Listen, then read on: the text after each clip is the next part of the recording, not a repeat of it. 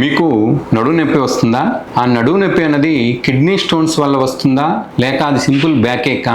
ఎలా గుర్తించాలి? హలో, నేను doctor Arjun Prakash Jagarlamudi, consultant urologist, Chandana urology and kidney centre, Guntur.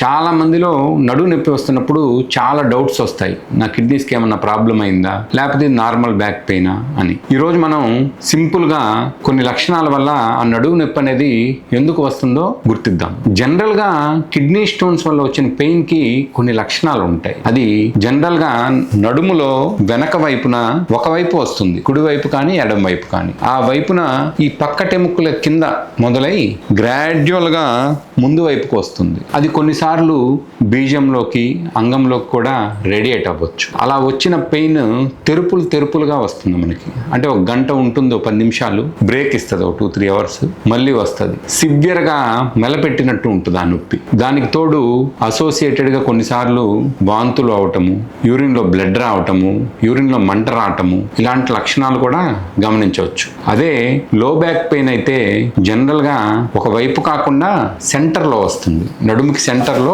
మధ్య భాగంలో వస్తుంది. మనం వంగినప్పుడు, కూర్చున్నప్పుడు పోస్చర్ని బట్టి పెయిన్ అన్నది పెరగటం, తగ్గటం జరుగుతుంది. జనరల్గా యూరినరీ సిమ్టమ్స్ అన్నవి ఉండవు. అలా మనం ఆ నొప్పి యొక్క లక్షణాన్ని బట్టి అది దేని వల్ల వస్తుందని గుర్తించవచ్చు. మీకు అనుమానంగా ఉన్నా, నొప్పి అన్నది ఎక్కువ రోజులు ఉన్నా, ఏమన్నా రెడ్ ఫ్లాగ్ సైన్స్ అంటే బ్లీడింగ్ అవటము, పెయిన్ ఉండటము, ఫీవర్ ఉండటము ఉన్నా రొటీన్ టాబ్లెట్స్ వాడి నెగ్లెక్ట్ చేయకుండా మీ యూరాలజీ డాక్టర్ని సంప్రదించి సరైన పరీక్షలు చేయించుకోవటం ద్వారా డ్యామేజ్ని మనం ప్రివెంట్ చేయొచ్చు.